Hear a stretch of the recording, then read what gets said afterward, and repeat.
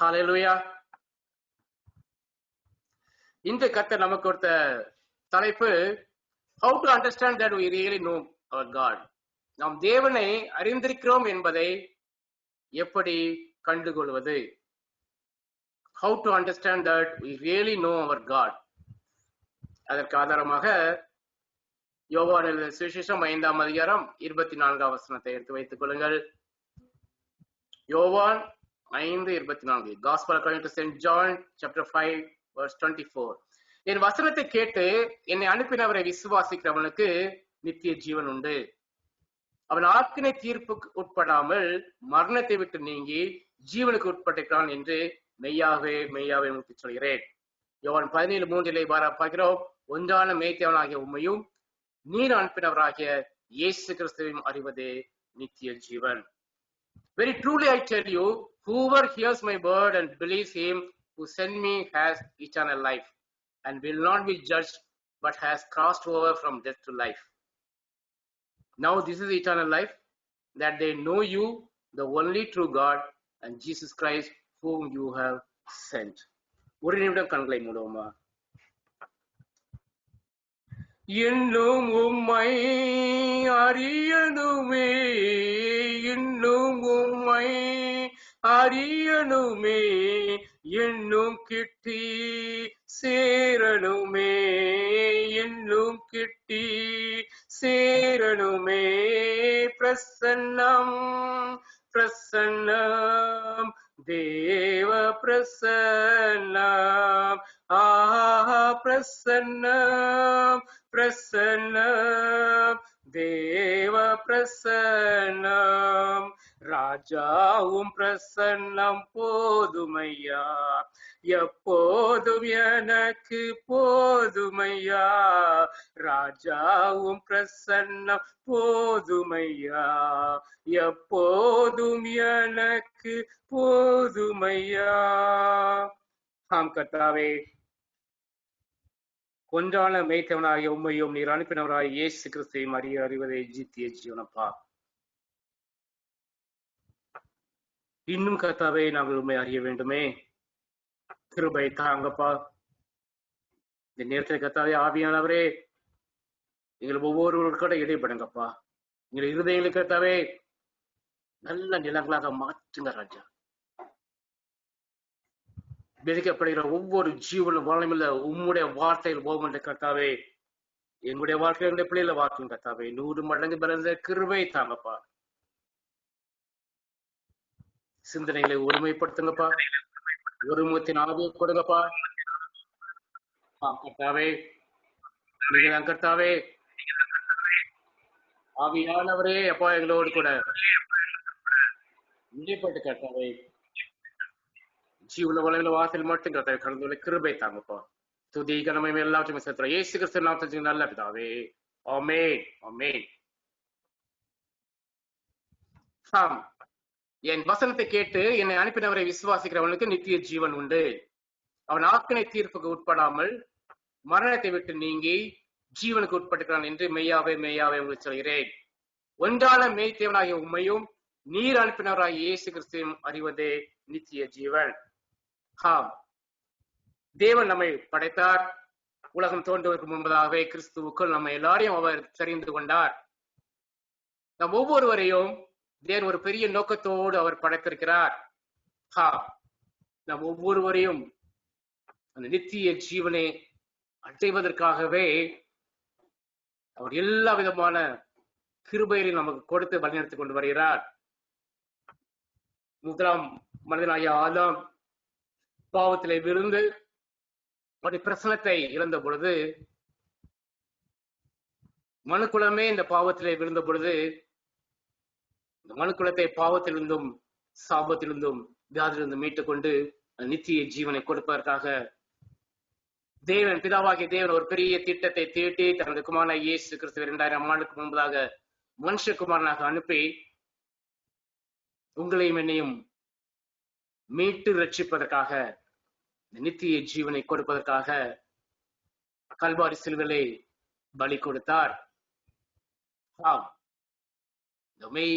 ஒன்றான மேய்த்தவனாகிய உம்மையும் பிதாவாகிய தேவனையும் தேவன் அனுப்பின இயேசு கிறிஸ்துவையும் அறிவதே நித்திய ஜீவன். நான் ஒருவேளை நம்மை உண்டாக்கின பிதாவாகி தேவனையும் நமக்காக உயிரே கொடுத்து நம்மை ரட்சிக்க வந்த குமாரனாகிய கிறிஸ்துவையும் பற்றி நாம் அறியாமல் இருந்தோமானால் அது மிகவும் பரிதாபத்துக்கு உரியது அல்லவா? நாம் இன்று சற்று நம்மை நாமே அறிந்து கொள்வோம். நாம் தேவனை அறிந்திருக்கிறோம் என்பதை எப்படி கண்டுகொள்வது? How to understand that we really know our God? நாம் சிறுபிள்ளையாக இருந்தோம், படித்துக் கொண்டிருந்தோம். ஒவ்வொரு அகாடமிக் இயரிலும் நமக்கு நிறைய டெஸ்ட் உண்டு அல்லவா? இந்த டெஸ்டை பாஸ் பண்ணால்தான் அடுத்த கிளாஸ்க்கு நாம் போக முடியும். நம்முடைய வாழ்க்கையிலே ஒவ்வொரு முறையும் நாம் ஒவ்வொரு விதமான தேர்வுகளை கடந்து கடந்து கடந்து வந்திருக்கிறோம் அல்லவா? இன்று பரிசுத்த ஆவியானவர் நமக்கு ஒரு 6 வகையான தேர்வுகளை டெஸ்டை கொடுக்க இருக்கிறார். நாம் நம்மை நாமே ஆராய்ந்து அறிவோம். ஒவ்வொரு டெஸ்ட்லையும் நாம் தேர்ச்சி பெறுகிறவர்களாக இருக்கிறோமா, பாஸ் பண்ணுகிறவர்களாக இருக்கிறோமா, நம்மை நாமே அடுத்த 20 நிமிடங்கள் நாம் நம்மை ஆராய்ந்து பார்க்க போகிறோம். பரிசுத்த ஆவியானவர் இன்று நம்மோடு கூட இடைபடுவாராக. நாம் தேவனை அறிந்திருக்கிறோம், நாம் தேவனை முழுவதுமாக அறிந்திருக்கிறோம் என்பதை எப்படி கண்டுகொள்வது? How to understand that we really know our God? Test number 1. Do we obey God's commands? நாம் தேவனுடைய கற்பனைகளை கைக்கொள்ளையர்களாக வாழ்கிறோமா? நம்மை நாமே சோதித்து அறிவோம். இந்த நேரத்திலே நாம் தேவனுடைய கற்பனைகளை கைக்கொள்ளையர்களாக வாழ்கிறோமா? ஆதாரமாக 1 யோவான் 2 அதிகாரம் 3, 4, 5, 6 வசனங்கள். 1 யோவான் 2 அதிகாரம் 3 முதல் 6 வசனங்களை எடுத்து வைத்துக் கொள்ளுங்க. 1 John chapter 2 verses 3 to 6. அவருடைய கற்பனைகளை நாம் கைக்கொள்ளையர்களானால் அவரை அறிந்திருக்கோம் என்பதை அதனாலே அறிவோம். அவருடைய கற்பனைகளை நாம் கைக்கொள்ளையவர்களானால் அவரை அறிந்திருக்கோம் என்பதை அதனால் அறிவோம். கற்பனைகளை அறிவது மட்டுமல்ல, அவை கைக்கொள்ளையர்களாக இருக்க வேண்டும். சற்று ஆராய்ந்து பார்ப்போம். தேவன் நமக்கு கொடுத்த அந்த கற்பனைகளை நாம் கைக்கொள்ளையர்களாக வாழ்கிறோமா? கை கொண்டால்தான் நாம் அவரை அறிந்திருக்கோம் என்பதை அதனாலே நாம் அறிவோம் என்று திட்டமும் தெளிவாக வேதம் நமக்கு கற்பிக்கிறது. 4ஆம் வசனத்தில் பார்க்கிறோம், அவரை அறிந்திருக்கிறோம் என்று சொல்லியோ அவருடைய கற்பனைகளை கை கொள்ளாதவன் பொய்யனா இருக்கிறான், அவனுக்கு சத்தியம் இல்லை. ஒருவேளை நாம் நம்மை நாமே ஏமாற்றி கொண்டிருக்கிறோமா? எனக்கு எல்லா கமெண்ட்மெண்ட்ஸ் எனக்கு தெரியும், எல்லா கற்பனைகள் எனக்கு தெரியும், ஆனால் நான் அது மட்டும் நான் செய்ய மாட்டேன் என்கிறவர்களாக வாழ்கிறோமா? சற்று ஆராய்ந்து பார்ப்போம். அப்படி இருந்தோமானால் நாம் பொய்யனா இருக்கிறோம். வேதம் திட்டமும் தெளிவுமாக சொல்கிறது, அவரை அறிந்திருக்கிறேன் என்று சொல்லியோ, I know my Jesus, I know my Lord, I know my God, God Father. Yes, I can tell, but really I know my God.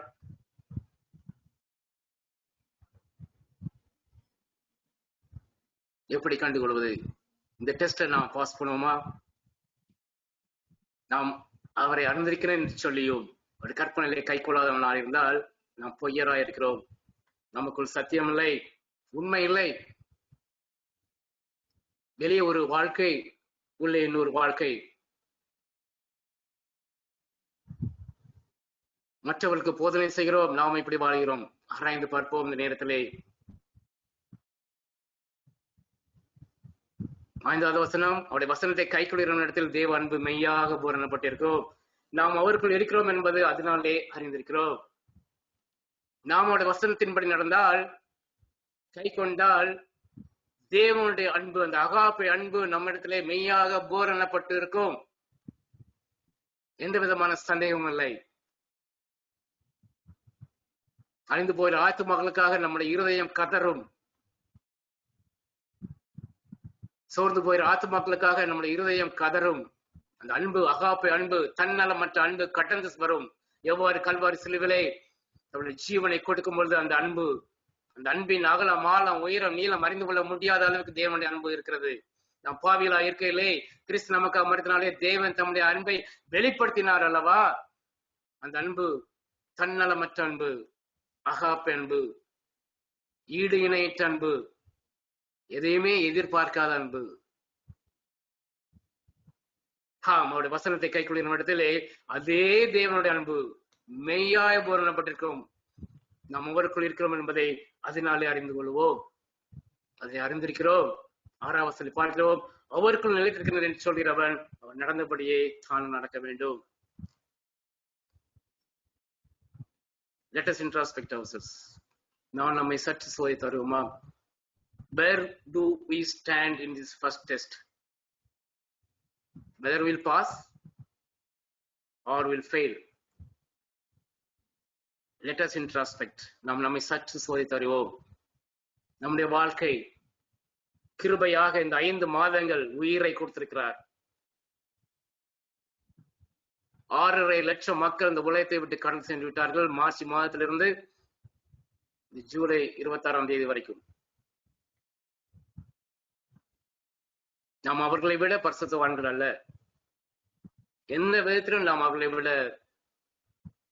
Nothing. We are nothing. கிருபையால் கொடுத்திருக்கிறார். சற்று ஆராய்ந்து பார்ப்போம். இந்த நேரத்திலே நாம் தேவனை அறிந்திருக்கிறோம் என்று சொல்லுகிறோம், வாயாலே சொல்கிறோம். ஆனால் where do we stand today? நாம் தேவனுடைய கற்பனைகளை கைக்குள்ளலாக வாழ்கிறோமா? ஆராய்ந்து பார்ப்போம். வாழ்ந்தால் உங்களுடைய வாழ்க்கை அதை சொல்லும்.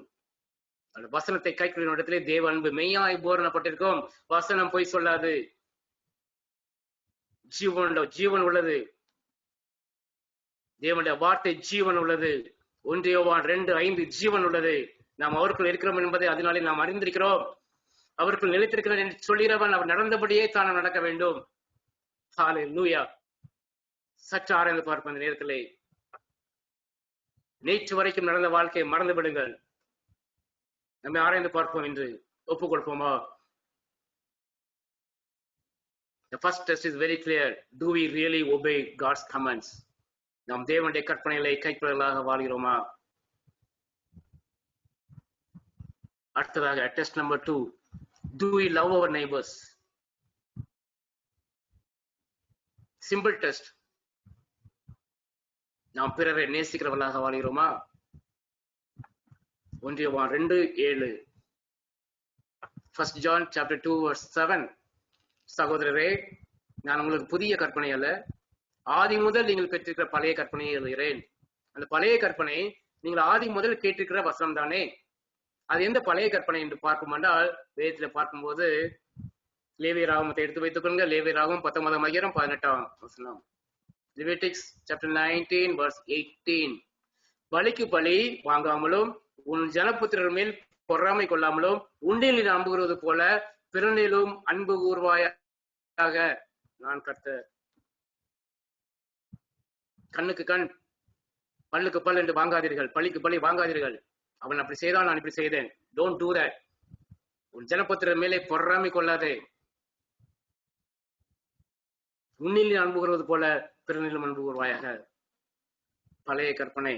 அதைதான் அவர் மீண்டும் எழுதுகிறார். நான் கர்த்தர். புதிய கற்பனை என்ன?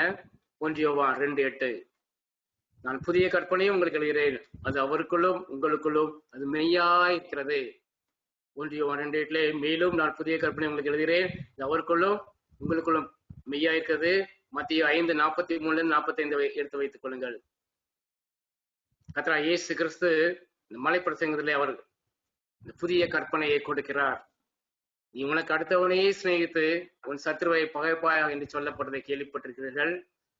நான் உங்களுக்கு சொல்கிறேன், உங்கள் சத்துருக்களை சிநேகியுங்கள், உங்கள் சபிக்கிறவர்களை ஆசீர்வதியுங்கள், அதை பகைக்கிறவர்களுக்கு நன்மை செய்யுங்கள், நிந்திக்கிறவர்களுக்காகவும் உங்களை துன்பப்படுத்துவதற்காகவும் ஜெபம் பண்ணுங்கள். இப்படி செய்வதனால் நீங்கள் பரலோகத்தில் உங்கள் பிதாவுக்கு புத்திரராயிருப்பீர்கள். அவர் தீயோர் மேலும் நல்லோர் மேலும் தமது சூரியனை உதிக்க பண்ணி நீதி உள்ளவர் மேலும் அநீதி உள்ளவர் மேலும் மழையை பெய்ய பண்ணுகிறார். பட்சபாதம் இல்லாத தேவன். இந்த புதிய கற்பனை நாம் கைக்கொள்வர்களாக இருக்கிறோமா? Do we love our neighbors? நாம் பிறரை நேசிக்கிறவர்களாக வாழ்கிறோமா? கர்த்தராகிய இயேசு கிறிஸ்துவை ஒரு நிமிடம் கண்கள் முன்னாக கொண்டு வாருங்கள். Yes, Jesus gave a new meaning to love our neighbors. Jesus loved not only friends but enemies as well.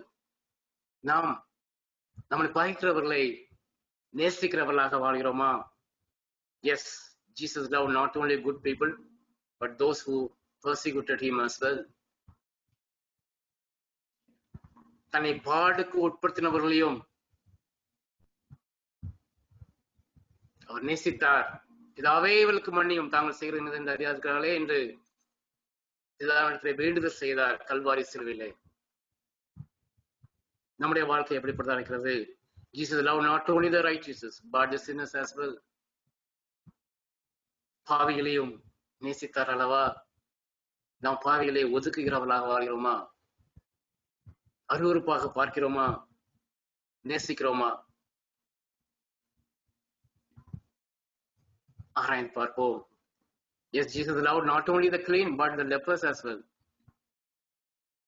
அருவருக்கப்பட்ட மக்கள் உண்டல்லவா? அவர்களை பார்த்து நாம் ஓடுகிறோமா? நம்முடைய இரக்கம் எங்கே? Check yourself. The only way we can become the children of God is to love everyone as God loves. தேவன் எவ்வாறு ஒவ்வொருவரை அவர் நேசிக்கிறாரோ 700 கோடி மக்களையும் அப்படி ஈக்குவலா நேசிக்கிறார். எவ்வளவு பெரிய பாவம் செய்தாலும் சரி, எவ்வளவு பெரிய பரிசுத்தவானா இருந்தாலும் சரி, அவர் அன்பு மாறாததா இருக்கிறது. பட்சபாதம் இல்லாமல் எல்லாரையும் ஒன்று போல நேசிக்கிற தேவன். நாம் நேசிப்போமா? நம்முடைய இருதயத்தில் உள்ள அந்த ஆழ்ந்த படுகளை எல்லாவற்றையும் எடுத்து போடுவோமா? கசப்பு, ஒருத்தர் மேல் ஒருத்தர் கசப்பு. அவன் என்னை இப்படி கேட்டு விட்டான், என்னை செய்து விட்டான், எனக்கு வர வேண்டியது எல்லாவற்றையும் எடுத்து விட்டான். எத்தனை குரோதம் இருதயத்தில் இருக்கிறது. Check yourself. Remove it. நாம் பிறரை நேசிக்கிறவர்களாக வாழுவோமா? Where do you stand in the text number 2? Do we love our neighbors? சுற்றிலும் மக்கள் அவதிப்பட்டுக் கொண்டிருக்கிறார்கள்.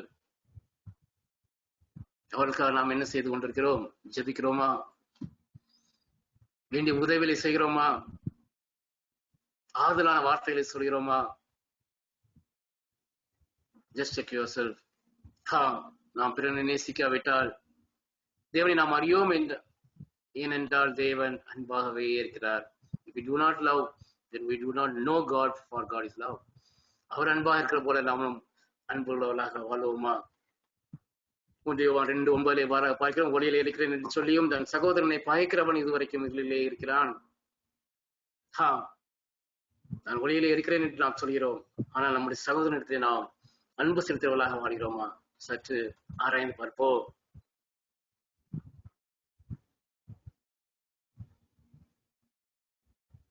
நம்மை நாமே இந்த நேரத்திலே சோதித்து அறிவோம்.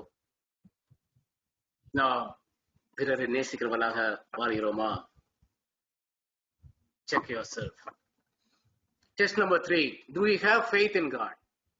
நாம் தேவனிடத்திலே விசுவாசம் உள்ளவர்களாக வாழ்கிறோமா? நம்முடைய விசுவாசம் எப்படிப்பட்டதாக இருக்கிறது? நான் விசுவாசிக்கிறவர் இன்னார் என்று அறிவேன் என்று பவுல் சொல்கிறான் அல்லவா? அவ்விதமாக தைரியமாக ஆணித்தரமாக நாம் சொல்கிறவர்களா இருக்கிறோமா? Do we have faith in God? நாம் தேவனிடத்தில் விசுவாசம் உள்ளவர்களாய் வாழ்கிறோமா? எபிரேயர் 11ஆம் அதிகாரத்தை எடுத்து வைத்துக் கொள்ளுங்கள். Hebrews chapter 11 verse 6. எபிரேயர் 11:6 பார்க்கிறோம். விசுவாசம் இல்லாமல் தேவனுக்கு பிரியமாயிருப்பது கூடாத காரியம். ஏனென்றால் தேவனிடத்தில் செய்கிறவன் அவர் உண்டு என்றோ அவர் தம்மை தேடுகிறவர்களுக்கு பலன் அளிக்கிறவர் என்றும் விசுவாசிக்க வேண்டும். விசுவாசம் இல்லாமல் தேவனுக்கு பிரியமாயிருப்பது கூடாத காரியம். நம்முடைய விசுவாசம் எப்படிப்பட்ட விசுவாசமாக இருக்கிறது? whether it is on shaky grounds, சின்ன ப்ராப்ளம் வந்த உடனே நம்முடைய விசுவாசம் எங்கே போகிறது?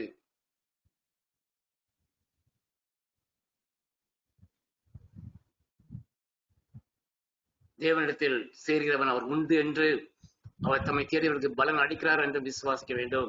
நிச்சயமா அவர் இருக்கிறார், உயிரோடு இருக்கிறார். நாம் அவரை நோக்கி கூப்பிடும் பொழுது நமக்கு பதில் கொடுக்கிற தேவனாய் இருக்கிறார் என்பதை நாம் விசுவாசிக்கிறோமா? அந்த விசுவாசம் எங்கே இருக்கிறது?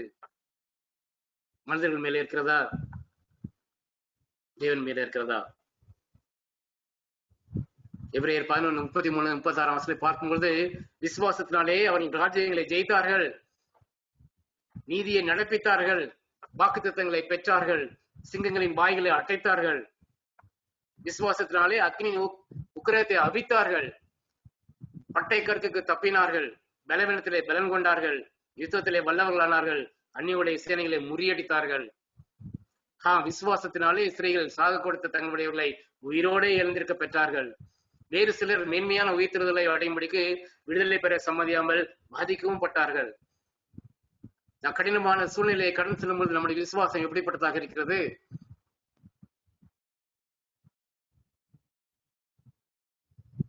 நான் பண்ணின ஜெபத்துக்கு இன்னும் ஆன்சர் வரவில்லையே, பதில் வரவில்லையே. நம்முடைய விசுவாசம் எப்படிப்பட்டதாக இருக்கிறது? சற்று ஆராய்ந்து பார்ப்போம். வேறு சிலர் நிந்தைகளையும் அடிகளையும் கட்டுகளையும் காவலையும் அனுபவித்தார்கள், விசுவாசத்தோடு அனுபவித்தார்கள். நம்முடைய விசுவாசம் எப்படிப்பட்டதா இருக்கிறது? இங்க நான் 2 எக்ஸாம்பிளை உங்களுக்கு காண்பிக்க விரும்புகிறேன். லூக்கா சுவிசேஷம் 8ஆம் அதிகாரத்தை எடுத்து வைத்துக் கொள்ளுங்கள். Gospel according to St. Luke chapter 8 verses 41 to 56. 2 காரியங்களை நாம் பார்க்கிறோம். 2 examples of faith. ஒன்று, ஜெப தலைவன் ஆகிய யவீருவின் மகளை கர்த்தராகிய இயேசு கிறிஸ்து உயிரோடு எழுப்பினார்.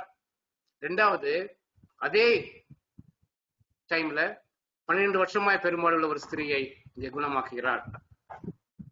முதலாவதாக ஜெப தலைவனாய் யவீருவின் மகளே அவர் எவ்வாறு உயிரோடு எழுப்பினார் பார்க்கிறோம். லூக்கா 8ஆம் அதிகாரம் 41, 42, 49, 50, 55. 41 பார்க்கிறோம். லூக்கா 8:41 பார்க்கிறோம். அப்பொழுது ஜெப ஆலய தலைவனாகிய யவீரு என்னும் பேருள்ள ஒருவன் வந்து இயேசுவின் பாதத்தில் விழுந்து 12 வயதுள்ள தன்னுடைய ஒரே குமாரத்தி மரண அவஸ்தையாய் இருந்தபடியால் தன் வீட்டிற்கு வரும்படி அவரை வேண்டிக் கொண்டான். இங்கு ஜெப ஆலய தலைவனாகிய யவீரை பார்க்கிறோம். அவனுடைய விசுவாசம், அவன் கர்த்தராகிய இயேசு கிறிஸ்துவை பற்றி அறிகிறான். தன்னுடைய மகள் 12 வயது நிரம்பிய மகள் மரண அவஸ்தைப்பட்டுக் கொண்டிருக்கிறாள் வீட்டிலே. அவளுக்கு சுகம் வேண்டும் என்றால் தன்னுடைய விசுவாசத்தை இயேசு கிறிஸ்து மேல வைத்துவிட்டு அவரை கூடுகிறான். அப்பா, எங்க வீட்டுக்கு வர முடியுமா? என்னுடைய குமாரத்தி மரண அவஸ்தையா இருக்கிறாள், தன் வீட்டிற்கு வரும்படி அவரை வேண்டிக் கொண்டான். கர்த்தராகிய இயேசு கிறிஸ்து நான் வருகிறேன் என்று சொல்லிவிட்டார். அதுக்கு இடையில தான் அடுத்த இன்சிடென்ட் நடக்குது. நான் 49 கடந்து செல்வோம். அவர் இப்படி பேசிக் கொண்டிருக்கிறீர்களே, ஜெபத் ஆலய தலைவனுடைய வீட்டிலிருந்து ஒருவன் வந்து அவரை நோக்கி, உங்களுடைய குமாரத்தை மரித்து போனால் போதகரை வருத்தப்படுத்த வேண்டாம் என்றான். அவன் எதற்காக கூட்டானோ, எந்த விசுவாசத்தோடு கர்த்தராகிய இயேசு கிறிஸ்துவை கூப்பிட்டு கொண்டு சென்று தன்னுடைய மகளை காப்பாற்ற வேண்டும் என்று நினைத்தானோ, அதே மகள் அங்கு மரித்து விட்டால் everything is gone. அந்த சிச்சுவேஷன்ல நம்முடைய விசுவாசம் எப்படிப்பட்டதா இருக்கும்? திங்க் பண்ணி பாருங்க. ஓன்னு கத்திருப்போம்ல, வளர்ந்துருப்போம்ல. எசப்பா, நீ கொஞ்சம் முன்னால வந்தா என் பிள்ளை கிடைச்சிருப்பால, இவ்வளவு தூரம் இங்க இப்படியே நீங்க இந்த கூட்டத்துல மாட்டிக்கிட்டு முடிக்கிறீங்களே, இன்னும் வரலையே, என்னவோ கேட்டிருப்போம்ல. நம்முடைய விசுவாசம் எப்படிப்பட்டதா இருக்கிறது? ஆனாலும் அவன் ஒரு வார்த்தை கூட அவன் சொல்லவில்லை. ஜெப ஆலய தலைவனா யவீரு ஸ்ட்ராங்கா இருக்கான் விசுவாசத்துல.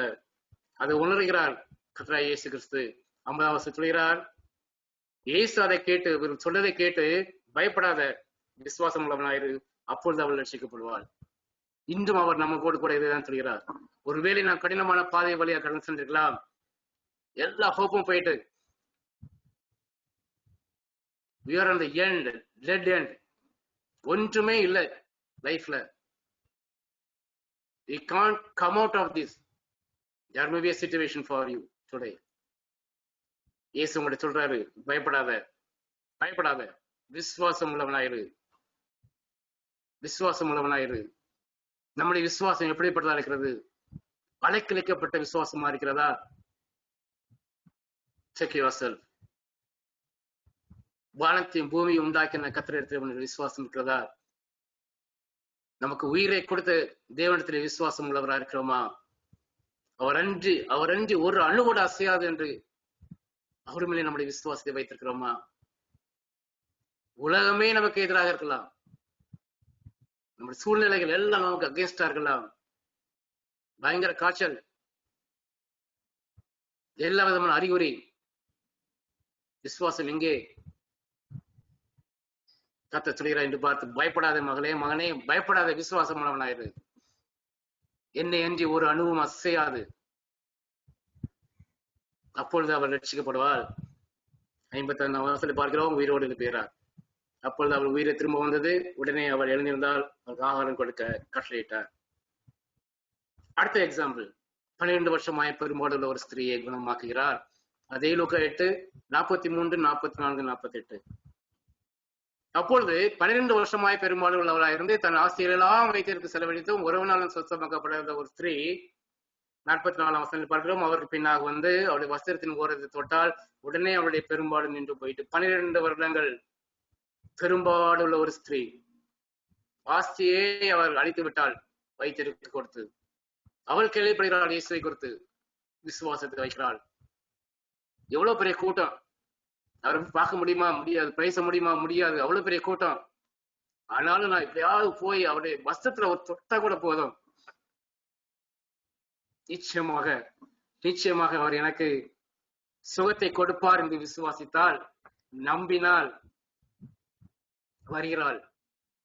கூட்டத்தோடு கூட்டம் வருகிறாள். மக்கள் அலைமோதி கொண்டிருக்கிறாங்க. அங்க எவ்வளவு வேற கூட்டு போறான், எப்பா எங்க வீட்டுக்கு வாங்கன்னு. கூட்டம், பெரிய கூட்டம். நான் வாரேன்னு சொல்லி திரும்பி வந்துட்டு இருக்காரு. இவ பாக்குறா, போறதுக்கு முன்னாடி எப்படியாவது அவர் பார்க்கணும், முடியல. ஓடி வந்து பின்னால வஸ்திரத்தை தோற்றான். விசுவாசம் வல்லமை கடந்து வந்தது. வஸ்திரத்தை தொட்ட மாத்திரத்திலே உடனே அவருடைய பெரும்பாடு நின்று போயிற்று. 12 வருடம் பாதிக்கப்பட்ட அந்த வியாதி அப்படியே நின்றது. நம்முடைய விசுவாசம் இன்று எப்படிப்பட்டதா இருக்கிறது? 48 பார்க்கிறோம், அவரை பார்த்து, இயேசு அவளை பார்த்து, மகளே திடன்கொள், உன் விசுவாசம் உன்னை ரட்சித்தது. மகளே திடன்கொள், உன் விசுவாசம் உன்னை ரட்சித்தது. சமாதானத்தோட போ. நாம் நம்மை சற்று ஆராய்ந்து பார்ப்போமா? நம்முடைய விசுவாச ஓட்டத்திலே, அன்றாட தின வாழ்க்கையிலே நம்முடைய விசுவாசம் எப்படிப்பட்டதாக இருக்கிறது? Test number 3, do we have faith in our God? நாம் தேவனிடத்தில் விசுவாசம் உள்ளவர்களாக வாழ்கிறோமா? சற்று சோதித்து அறிவோம். Test number 4, do we still love the world instead of God? நாம் தேவனை விட உலகத்தை இன்னும் நேசிக்கிறவர்களாக வாழ்கிறோமா? ஆதாரமாக 1 John chapter 2 verses 15, 16 and 17. 1 யோவான் 2ஆம் அதிகாரம் 15, 16, 17 வசனங்கள். உலகத்தில் உள்ளவெல்லாம் அன்பு கூறாதீர்கள். ஒருவன் உலகத்தில் அன்பு இருந்தால் அவனது பிதாவின் அன்பு இல்லை. The word of God is very clear. உலகத்தில் உள்ளவெல்லாம் அன்பு கூறாதீர்கள். கர்த்தர் உங்களுக்கு கொடுத்துட்டாரு ஒரு ஆசீர்வாதம், அதை அப்படி வச்சுட்டு அப்படி போயிட்டே இருங்க. அதை போய் don't put your full heart there. எனக்கு அதுதான் வேணும். No, don't put your heart. அதுக்கு பதில் கொடுக்காதீங்க, கர்த்தருக்கு கொடுங்க. உங்களுடைய அன்பு இந்த உலகத்தில் இருந்தால் அவனுக்கு பிதாவின் அன்பு இல்லை. தேவன் நம்மகிட்ட என்ன எதிர்பார்க்கிறது? என் மகன், என் மகள் முழு இதயத்தோடு முழு ஆத்மாவோடு என்ன அன்பார்க்கிறாளா? That's the first test. அவர் எதிர்பார்க்கிறது அதுதான், முழுவதுமாக 100%. Whether my son or daughter is loving me or not, simple. Just because I'm giving him a car, whether he loves his car or me. Just because I'm giving him one flat, whether he loves his flat or me, that's the test number 4. Do we still love the world instead of God? நாம் தேவனை விட உலகத்தை இன்னும் நேசிக்கிறவர்களாக வாழ்கிறோமா? மாற்றுங்கள். Enough. கிருபையாக 5 மாதங்களை கூட்டி கொடுத்திருக்கிறார். என்றோ இந்த உலகத்தை விட்டு கடந்து சென்றிருக்க வேண்டும். நாம் 6.5 லட்சம் மக்கள் கடந்து சென்று விட்டார்கள் இந்த 5 மாத காலத்திலே. மார்ச், ஏப்ரல், மே, ஜூன், ஜூலை. ஒவ்வொரு நாளும் இந்த கொள்ளை நோய் அநேகருடைய உயிரை குடித்துக் கொண்டிருக்கிற வேளையிலே நாம் வாழ்ந்து கொண்டிருக்கிறோம். மறந்து போகாதீர்கள். Do we still love the world? Do we still love the world instead of God? Check yourself. நாம் தேவனை விட உலகத்தை இன்னும் நேசிக்கிறவர்களாக வாழ்கிறோமா? வசனம் சொல்கிறது, உலகத்தில் உள்ளவையிலும் அன்பு கூறாதீர்கள். ஒருவன் உலகத்தில் அன்பு கூர்ந்தால் அவனிடத்தில் பிதாவின் அன்பு இல்லை. ஏனெனில் 16ஆம் வசனத்தில் பார்க்கிறோம், மாம்சத்தின் நிச்சயம், கண்களின் நிச்சயம், ஜீவனத்தை பெருமையாகிய உலகத்தில் உள்ளவைகள் எல்லாம் பிதாவுடைய அல்ல, அவை உலகத்தினால் உண்டானவைகள். உலகமும் அதன் நிச்சயம் அழிந்து போம், தேவனுடைய சித்தத்தின்படி செய்கிறவனோ என்றென்றைக்கும் நிலைத்திருப்பான். நாம் தேவனுடைய சித்தத்தின்படி செய்கிறவர்களாக வாழ்கிறோமா? சற்று ஆராய்ந்து பார்ப்போம். இந்த நேரத்திலே நம்மை சற்று ஆராய்ந்து பார்ப்போம். நாம் தேவனை விட உலகத்தை நேசிக்கிறவர்களாக வாழ்கிறோமா? அதைதான் ரோமருக்கு எழுதும்போது பரிசுத்த பவுல் அப்போஸ்தலன் இவ்வாறு சொல்கிறார். ரோமர் 12:2 பார்க்கிறோம், நீங்கள் இந்த பிரபஞ்சத்துக்கு ஒத்த விஷயம் தெரியாமல் தேவனுடைய நன்மையும் பிரியமும் பரிபூர்ணமான சித்தம் என்னது இந்த பகுதி தெரியத்தக்கதாக உங்கள் மனம் புதிதானாலே ஒவ்வொரு நாளும் மறுரூபமாகுங்கள். Walk with Jesus. Daily you walk with Jesus. Understand his heart. Understand his perfect will. What he is having for you. Do it. அதை அறிந்து கொள்கிற கிருபையை தேவன் கொடுப்பார். It's not a overnight process. It's a continuous process. ஒவ்வொரு நாளும் நாம் அவரோடு நடக்கும்போது நாம் கீழே விழுவோம், தூக்கி விடுவார். அநேக காரியங்களை சந்திப்போம், உருவாக்குவார். How to come out of the situation, he'll teach you. கீழே விழுவோம், விழாம யாரும் வர முடியாது. விழுவோம், தூக்கி எடுப்பார். அப்பா ஹெல்ப் பண்ணுங்க, பண்ணுவார். Again he'll put you there, another test. Pass country alien popper. Then you yourself will learn a lot of things.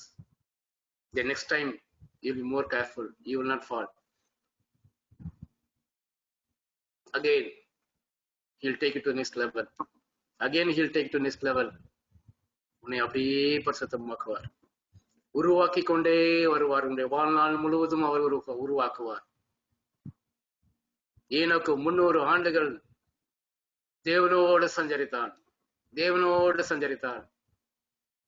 அந்த வாழ்க்கையை கேளுங்க. தேவனோடு சஞ்சரிக்கிற வாழ்க்கையை எங்க தாங்கப்பான்னு கேளுங்க. தேவன் நடத்துவார். ஒவ்வொரு நாளும் அவன் அப்படியே உயிரோடு எடுத்துக் கொள்ளப்பட்டான்.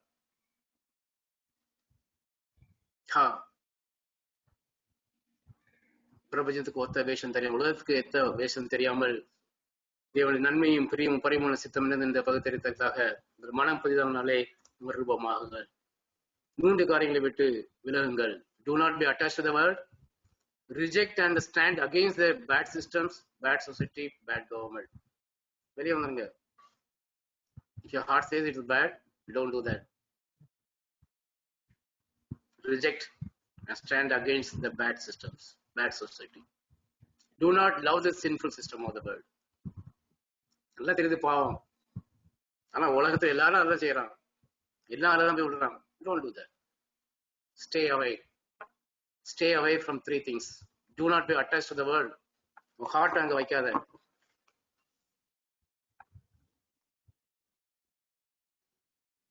கர்த்தர் கொடுத்த ஆசீர்வாதத்து மேல ஹார்ட்டை வைக்காத, இருதயத்தை வைக்காத. கர்த்தர் மேல இருதயத்தை வை. அப்ப நீங்க இல்லைன்னா ஒண்ணுமே இல்லை. I am nothing. Whatever you have given me, nothing. I need only you. Have that thought. என் பெரிய காரியங்களை செய்வார். Test number 5. Whether the gospel of Christ remain in us. நாம் கேள்விப்பட்ட சுவிசேஷம் நம்ம நிலைத்திருக்கிறதா சற்று ஆராய்ந்து பார்ப்போம். 1 யோவான் 2, 24, 25, 27. ஆகையால் ஆதி முதல் நீங்கள் கேள்விப்பட்டது உங்களை நிலைத்திருக்க கடவுது. ஆதி முதல் நீங்க கேள்விப்பட்டது உங்கள் நிலைத்திருந்தால் நீங்களும் குமாரனின் பிதாவிலும் நிலைத்திருப்பீர்கள். நித்திய ஜீவனை அளிப்பேன் என்பதை அவர் நமக்கு செய்த வாக்குத்தத்தம். நாம் அதிலே நிலைத்திருக்கிறோமா? நாம் கேள்விப்பட்ட இந்த சுவிசேஷத்திலே நாம் நிலைத்திருக்கிறோமா? நிச்சயமாக நமக்கு நித்திய ஜீவனை அவர் அளிப்பேன் கொடுப்பார் என்பதை அவர் நமக்கு வாக்குத்தத்தமாக கொடுத்திருக்கிறார். நாம் அதிலே உறுதியாக இருக்கிறோமா? நீங்கள் அவராலே பெற்ற அபிஷேகம் உங்களுக்கு நினைத்திருக்கிறது. ஒருவரும் உங்களுக்கு போதிக்க வேண்டியதில்லை. அந்த அபிஷேகம் சகலத்தை குறித்து உங்களுக்கு போதிக்கிறது. அது சத்தியமா இருக்கிறது, பொய் அல்ல. அது உங்களுக்கு போதித்தபடியே அப்படி நினைத்திருப்பீர்களாக. கேள்விப்பட்ட சுவிசேஷத்திலே நாம் நினைத்திருக்கலாம் வாழ்கிறோமா? சற்று ஆராய்ந்து பார்ப்போம்.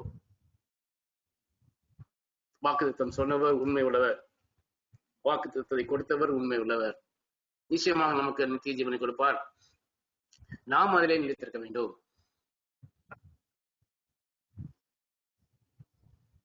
நிலைத்திருக்கும் பொழுது நாம் பிதாவிலும் குமாரன் நிலைத்திருக்கலாக நாம் வாழ முடியும்.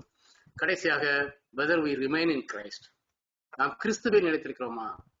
1 யோவான் 2 அதிகாரம் 28, 29, 5, 6.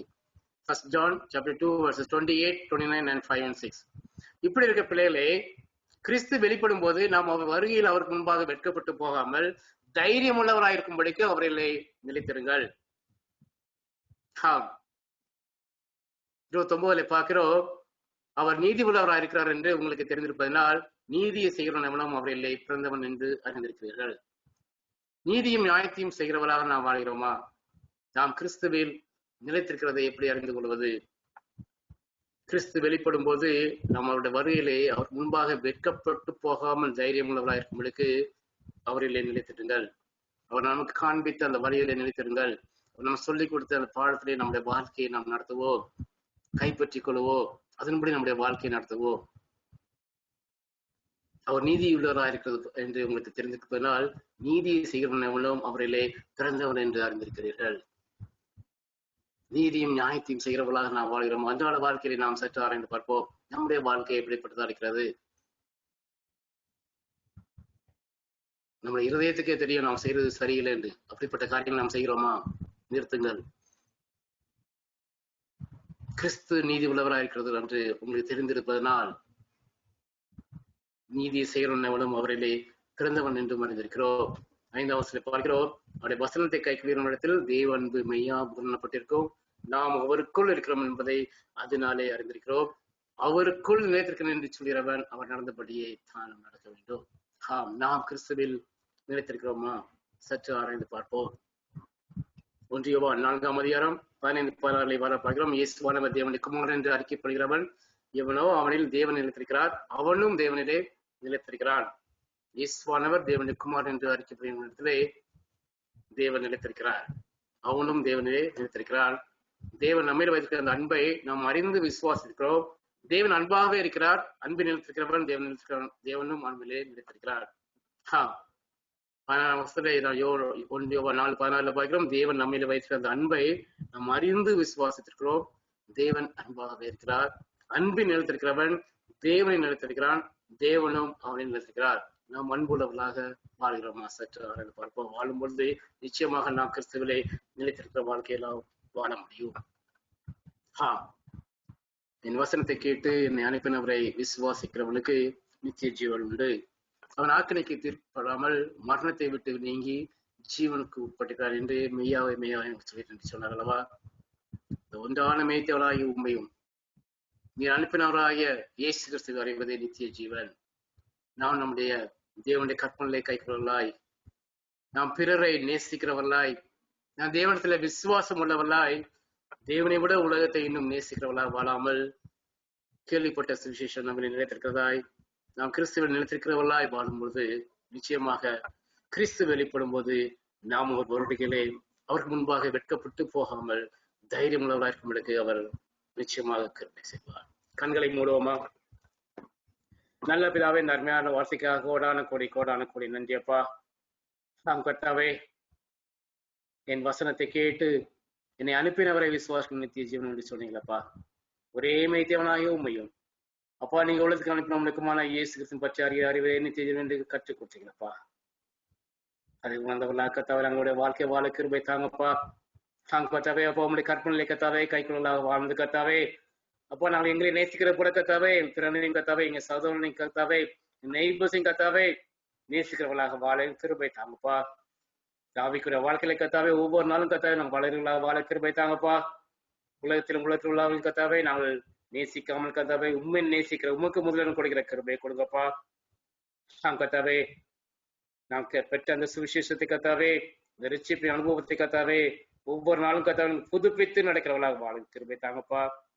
ஒவ்வொரு நாளும் கத்தாவே இந்த அன்பிலே நிலைத்திருக்க கிருபை தாங்கப்பா. நாங்கள் அன்புள்ளவளா இருக்கும்போது கத்தாவே, நாங்கள் உம்முடைய கிறிஸ்துவரை நிலைத்தவளா வாழ்கிறோம் கற்றுக்கொண்டோமே. ஆம் கத்தாவே, இப்படியாக கத்தாவே நாங்கள் ஒவ்வொரு நாளும் கத்தாவே எங்களை நாயே கத்தாவே நாங்கள் பரிசோதித்து அறிந்து கொள்ள என் கிருபை தாங்கப்பா. கிறிஸ்துவின் இரண்டாம் வழிகளை கத்தாவே நாங்கள் உமக்கு முன்பாக கத்தாவே வெட்கப்பட்டு போகாதபடி கத்தாவே ஒவ்வொரு நாளும் கத்தாவே கிருபையாக கத்தந்து ரட்சிப்பேன். நாங்கள் ஒவ்வொரு நாளும் கத்தாவே புதுப்பித்து ஓட எங்கள் கிருபை தாங்கப்பா. கண்மலையாக உண்மையில மட்டும் கத்தாவே கண்களை கத்தாவே அப்போ பைத்தவர்களாக இந்த விசுவாச ஓட ஒரு கிருபை தாங்கப்பா. துதி கனமயமே எல்லாத்தையும் சேர்த்துறோம். இயேசு கிறிஸ்து நாமத்தில் நல்ல பிதாவே. ஆமென் ஆமென்.